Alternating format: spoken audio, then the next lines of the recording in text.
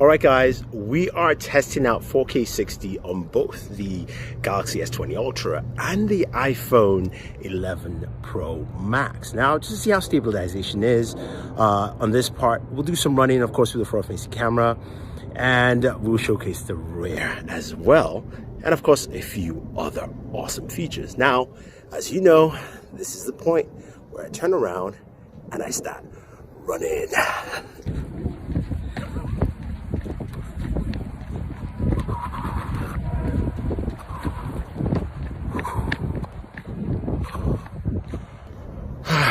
All right. So we have that. Some interesting dynamic range I'm seeing here, but without wasting any more time, let us check out the rear camera. So now we've got our rear camera and also at 4K 60. Walking down, seeing what kind of stabilization we get. And as you guys know, we're going to start running again. Boom, boom. So this is 4K 60 running. Whew, man.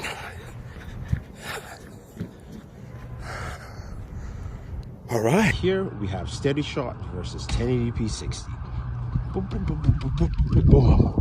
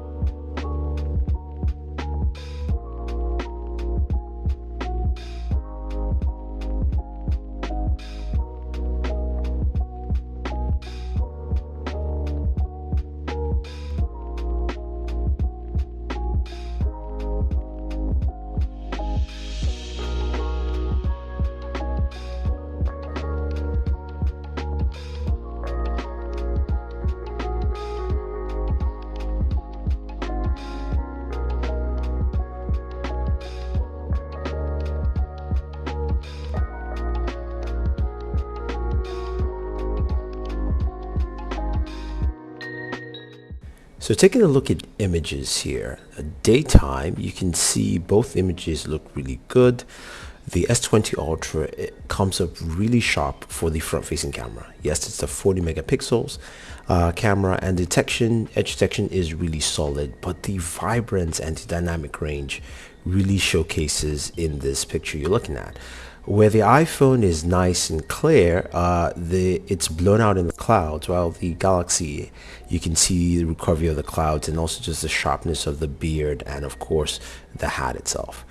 Now, the S20 Ultra also has a low light mode for its front-facing camera, something the iPhone doesn't have, just showcasing the capabilities here on the camera app.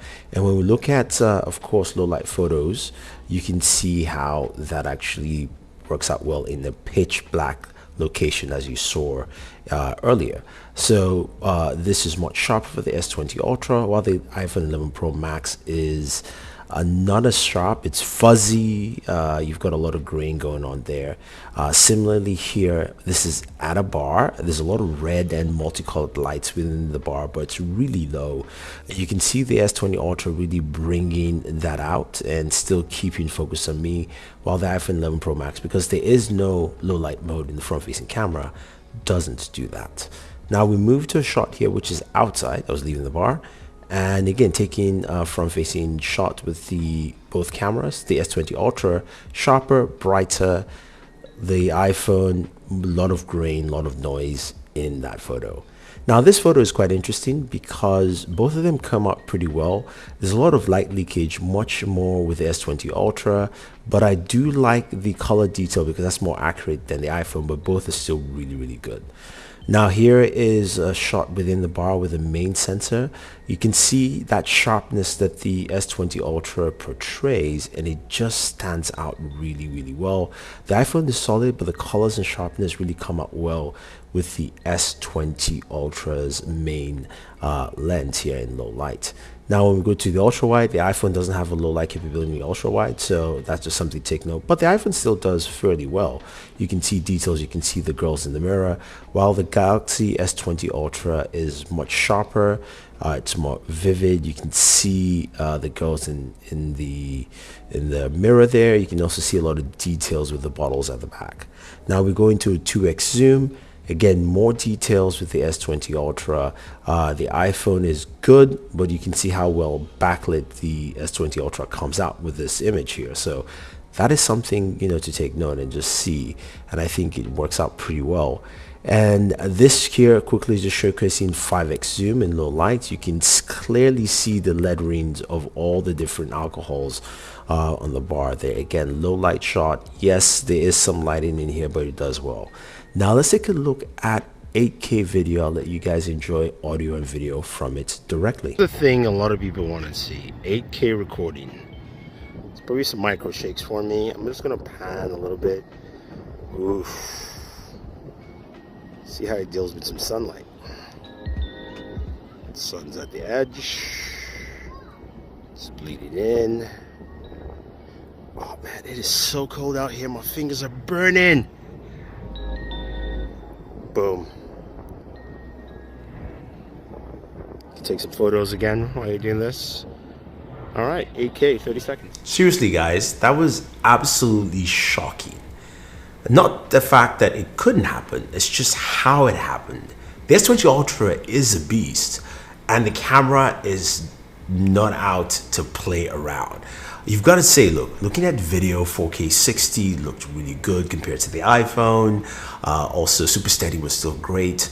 The images, just the sharpness and the dynamic range, so good. And low light photography really came out solid. I mean, such an improvement from last year. And of course, you still have that extra benefit of 8K video.